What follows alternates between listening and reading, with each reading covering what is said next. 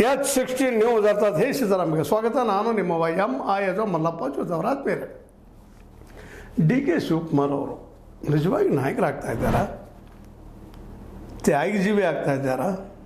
ಅವರಿಲ್ಲ ಅಂತ ಹೇಳ್ತಾರೆ. ಭಾಳ ಬೆಸ್ಟ್ ಕೆಲಸ. ನಾನು ತ್ಯಾಗಜೀವಿ ಅಲ್ಲಪ್ಪ ಅನ್ನುವಂಥ ಮಾತು ಹೌದು ಬೇಕಾದ ತ್ಯಾಗ ಅದಕ್ಕೆ ರೀ. ಯಾರಿಗೆ ಮಾಡೋದು ತ್ಯಾಗ? ಯೋಗ್ಯರಿಗೆ ತ್ಯಾಗ ಮಾಡೋದು.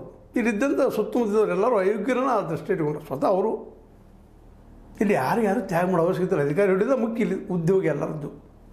ನಮ್ಮ ಸಿದ್ದರಾಮಯ್ಯ ಹಿಡ್ಕೊಂಡು ಎಲ್ಲ ಮೋದಿಯವ್ರು ಹಿಡ್ಕೊಂಡು ಮಾತಾಡ್ತಾ ಇದ್ದೀನಿ ಇದನ್ನು. ತ್ಯಾಗ ಪ್ರಶ್ನೆ ಇಲ್ಲ, ಅದು ಬರೋಬ್ಬರ ಸರಿ ಅದು ವಿಚಾರ. ಅವ್ರದ್ದಿಷ್ಟು ಮಾತುಗಳನ್ನು ಮಾತಾಡಿದ್ದಾರೆ. ಯಾಕೋ ನೋವಾಗ್ಯದ ಅವ್ರಿಗೆ. ಯಾಕೋ ರಾಹುಲ್ ಗಾಂಧಿಯವ್ರು ಭೇಟಿಯಾಗಿಲ್ಲ. ಯಾಕೆ ಭೇಟಿಯಾಗಿಲ್ಲ ಅನ್ನೋದು ಕಾರಣ ಹುಡುಕಬೇಕಾಗ್ಯದ.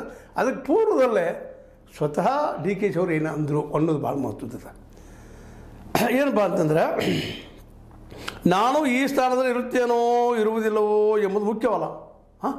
ಏನಿದೆ ಏಕಾಏಕಿ ಪ್ಲೇಟ್ ಚೇಂಜ್ ಇರ್ತೀನೋ ಇಲ್ಲವೋ ಏನಂತ ಅರ್ಥ?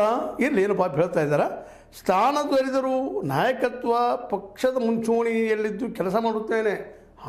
ಸಮಾಧಾನ ಆಯ್ತಪ್ಪ. ಪಾರ್ಟಿ ಜಗದ 4 ಮಂದಿ ತೊಗೊಂಡೋಗ್ಬೇಕಪ್ಪ ಬಿ ಜೆ ಪಿಗೆ ಅನ್ನೋ ಚರ್ಚೆಗಳಿದ್ದಾವೆ ಅವ್ರ ಸಲುವಾಗಿ.